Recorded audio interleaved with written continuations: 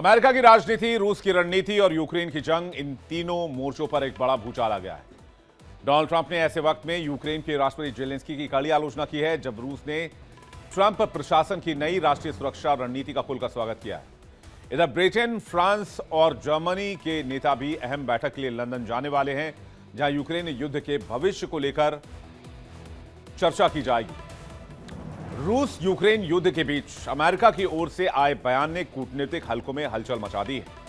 Donald Trump ने Ukraine के राष्ट्रपति वोलोदिमीर जेलेंस्की को सीधे सीधे चेतावनी दे दी है और संकेत दिया है कि यूक्रेन को अब अपनी रणनीति बदलनी होगी, जिद छोड़नी होगी, वरना अमेरिका और यूक्रेन के रास्ते हमेशा हमेशा के लिए अलग हो जाएंगे। इस बयान के कुछ ही घंटों बाद रूस ने ट्रंप प्रशासन की नई नेशनल सिक्योरिटी स्ट्रेटजी का स्वागत किया। रूस का कहना है कि यह रणनीति वास्तविकता पर आधारित है और संवाद के लिए जगह छोड़ती है। ये पैगाम साफ है, रूस ट्रंप के नेतृत्व में अमेरिका से टकराव कम और बातचीत ज्यादा चाहता है। यानी एक तरफ अमेरिका का रुख बदलता दिख रहा है, वहीं यूरोप की बड़ी ताकतें जेलेंस्की को लेकर अपनी रणनीति तय करने में जुट गई हैं। यूरोप, अमेरिका और रूस तीन धड़े में बंटते दिख रहे हैं। जहां रूस और अमेरिका एक साथ दिख रहे हैं, वहीं यूरोप और यूक्रेन एक साथ दिख रहे हैं। रूस यूक्रेन युद्ध, जो 2 साल से भी ज्यादा समय से दुनिया की राजनीति का रणनीति का केंद्र बना हुआ है, वहां अब हालात बदल सकते हैं। यूक्रेन का सबसे बड़ा समर्थक अमेरिका अब पहले जैसा मजबूत नहीं दिख रहा है। इसकी वजह है अमेरिका की डोमेस्टिक पॉलिटिक्स, यानी कि घरेलू राजनीति। डोनाल्ड ट्रंप जूनियर ने हाल ही में, यानी कि डोनाल्ड ट्रंप के बेटे ने यूक्रेन के राष्ट्रपति वोलोदिमीर जेलेंस्की पर सीधी चोट की है और कहा है कि यूक्रेन को दी जा रही मदद अब बोझ बनने लगी है। यह बयान सिर्फ हमला नहीं है, बल्कि अमेरिका के बदलती राजनीतिक मूड की झलक है। कई राजनीतिक एक्सपर्ट मान रहे हैं कि अमेरिका में सत्ता परिवर्तन की हवा तेज है और ट्रंप कैंप खुलकर यह संकेत दे रहा है कि अगर रिपब्लिकन आगे आते हैं तो यूक्रेन को मिलने वाली फंडिंग और हथियारों की सप्लाई में बड़ी कटौती संभव है। दूसरी तरफ क्रेमलिन इस बदलते माहौल पर बारीकी से नजर बनाए हुए है।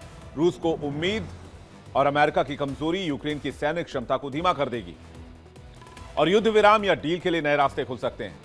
अमेरिका में बदले सुर से यूक्रेन की चिंता बढ़ गई है। जो देश अब तक अपने हर बड़े ऑपरेशन में वॉशिंगटन की मदद पर निर्भर रहा है, वो भी अब अनिश्चितता के दौर में फंस रहा है। रूस और अमेरिका दोनों हाल ही में करीब आते नजर आए हैं। कई बार ऐसे संकेत मिले हैं कि उनके बीच अब पहले जैसी कड़वाहट नहीं रह गई है। लेकिन जेलेंस्की को सबसे बड़ा झटका तब लगा जब अमेरिकी राष्ट्रपति डोनाल्ड ट्रंप के बेटे डोनाल्ड ट्रंप जूनियर ने खुलकर कहा कि अमेरिका भविष्य में यूक्रेन को दी जाने वाली मदद को रोक सकता है, क्योंकि जेलेंस्की भ्रष्टाचारी हैं, करप्ट हैं और वो एक जिद्दी पॉलिटिशियन है। वो अपने फायदे के लिए जंग करवा रहे हैं।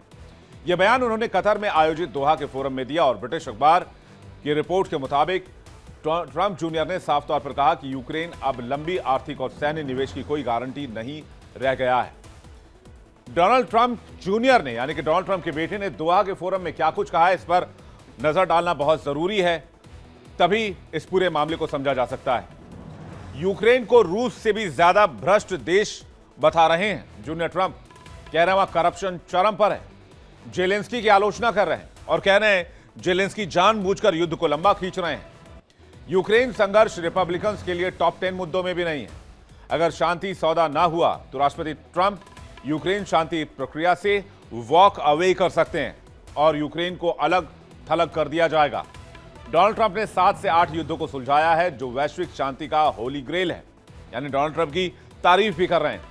कतर को बेहतरीन बिजनेस क्लाइमेट वाला देश बताया है और गल्फ देशों में निवेश के अवसरों की भी जूनियर ट्रंप ने तारीफ की। लेकिन फोकस यूक्रेन रहा, जिस यूक्रेन को वो भ्रष्ट बता रहे हैं, करप्ट बता रहे हैं और उनके नेता को भ्रष्टाचारी बता रहे हैं। इस बयान ने न सिर्फ यूक्रेन को हिला दिया है, बल्कि अंतर्राष्ट्रीय समुदाय में सवाल उठने लगे हैं कि क्या वॉशिंगटन अब यूक्रेन से दूरी बना लेगा। सबसे बड़ा सवाल यह है कि क्या युद्ध का अगला मोड़ रूस के पक्ष में तय हो चुका है। रूस और यूक्रेन के बीच चल रही जंग को लेकर अमेरिका के राष्ट्रपति डोनाल्ड ट्रंप ने बड़ा बयान दिया।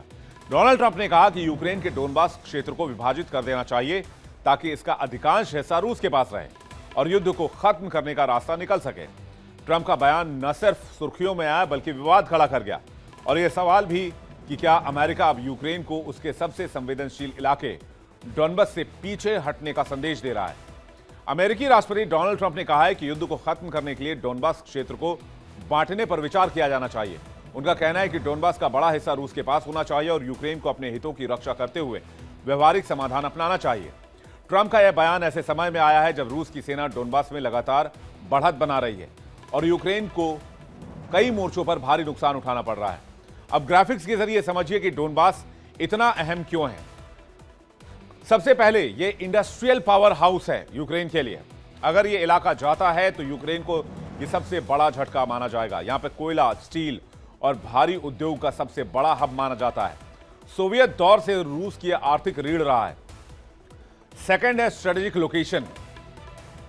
रूस की सीमा से सटा इलाका, रूसी सेना की लॉजिस्टिक लाइनें यहां पर आसान हो जाएंगी। फिर थर्ड है रूसी समर्थित आबादी। बड़ी आबादी रूसी भाषा बोलती है। लंबे समय से मॉस्को का प्रभाव यहां ज्यादा रहा है। सैन्य लिहाज से, स्ट्रेटेजिक लिहाज से बहुत महत्वपूर्ण है। डोनेट्स्क और लुहांस्क दो प्रमुख युद्ध मोर्चे हैं। इलाके पर नियंत्रण का मतलब युद्ध में बढ़त। रूस की सुरक्षा बेल्ट रणनीति का हिस्सा भी है। रूस चाहता है कि अपने आसपास बफर जोन बनाए। डोनबास पर पकड़ से पश्चिमी विस्तार का डर कम हो जाएगा। यूक्रेन की इकोनॉमी के लिए भी यह जरूरी है। भारी उद्योग, माइनिंग और मैन्युफैक्चरिंग का बड़ा हिस्सा है। नियंत्रण यूक्रेन खोता है मतलब बड़ा आर्थिक झटका यूक्रेन के लिए होगा। लेकिन अमेरिका रूस के साथ अलाइन होता दिख रहा है, खासकर इस युद्ध के मामले में। और अमेरिका की राजनीति इसी वजह से एक बार फिर से गर्मा गई। राष्ट्रपति डोनाल्ड ट्रंप के बड़े बेटे डोनाल्ड ट्रंप जूनियर ने हाल ही में यूक्रेन संकट को लेकर जो बयान दिया, वो सिर्फ एक व्यक्तिगत राय नहीं हो सकती, बल्कि अमेरिका की रणनीति में बड़े बदलाव का संकेत मानी जा रही है। जानते हैं बयान के पीछे की क्या तैयारी है और इसका अमेरिका और विश्व की रणनीति पर, राजनीति पर क्या असर हो सकता है। ट्रंप जूनियर का ये जो बयान है, इसे आप धमकी कहेंगे या रणनीतिक चाल कहेंगे, इस पर सवाल है। दरअसल कोशिश है कि यूक्रेन पर दबाव बनाया जाए, जेलेंस्की को रूसी शर्तों को मानने के लिए मजबूर किया जाए, तभी यह जंग रुक सकती है। जेलेंस्की को अस्थिर बताकर उनकी छवि खराब की जाए, उनको एक तरह से डेंट पहुंचाया जाए। ट्रंप की अप्रत्याशित छवि मजबूत करने की कोशिश है। रूस के पक्ष में बदलाव का यह बड़ा संकेत भी है। अगर अमेरिका सहायता रोकता है तो सहायता रोककर शांति वार्ता में यूक्रेन को मजबूर किया जा सकता है, क्योंकि अभी तक यूक्रेन अमेरिका और यूरोपीय देशों के दम पर ही रूस के सामने टिका हुआ है। वैसे भी कहते हैं ट्रंप परिवार की पुरानी आदत है कठोर शब्दों से विरोधियों को झुकाना। आर्ट ऑफ द डील की याद दिलाता है धमकी देकर बेहतर डील निकलवाना। ट्रंप ने इजराइल हमास युद्ध भी इसी तरह से सुलझाया। जेलेंस्की पर दबाव डालने की रणनीतिक चाल अब चली जा रही है। यानी शॉर्ट टर्म में यह जेलेंस्की पर दबाव डालने की रणनीति है ताकि शांति वार्ता तेज हो, लेकिन लॉन्ग टर्म में अगर सहायता रुकी तो यह रूस को सैन्य लाभ दे जाएगी, जो यूरोपीय सुरक्षा को खतरे में डाल सकती है। लेकिन क्या यह शांति इससे हो पाएगी या फिर एक नए संकट को पैदा करना जैसा होगा? रूस इस फैसले का स्वागत कर रहा है, इस बयान का भी स्वागत कर रहा है और जेलेंस्की की आलोचना कर रहा है। और यूरोप की ताजा बैठक, इन तीन घटनाओं से तय होगा कि यूक्रेन युद्ध का अगला अध्याय क्या होगा। लंदन की मीटिंग में क्या फैसला होता है और ट्रंप का कड़ा रुख आगे क्या रूप लेता है। दुनिया की नजर इन तीन चीजों पर टिकी हुई है। देखना होगा कि इस युद्ध में आगे जेलेंस्की क्या फैसला लेते हैं। क्या वो अमेरिकी दबाव में झुकते हैं, क्योंकि अगर अमेरिका ने सहायता रोकी तो फिर यूक्रेन को बड़ा नुकसान उठाना पड़ सकता है, या फिर रूस सैन्य बढ़त हासिल कर सकता है और यूक्रेन के बड़े इलाके पर कब्जा कर सकता है। इससे पहले जेलेंस्की को फैसला करना होगा कि आखिर वो करना क्या चाहते हैं। क्या वो अमेरिका के साथ जाएंगे या बगैर अमेरिका के इस युद्ध को जारी रखेंगे। इस पर हमारी नजर रहेगी। आपको डिटेल हम पहुंचाते रहेंगे।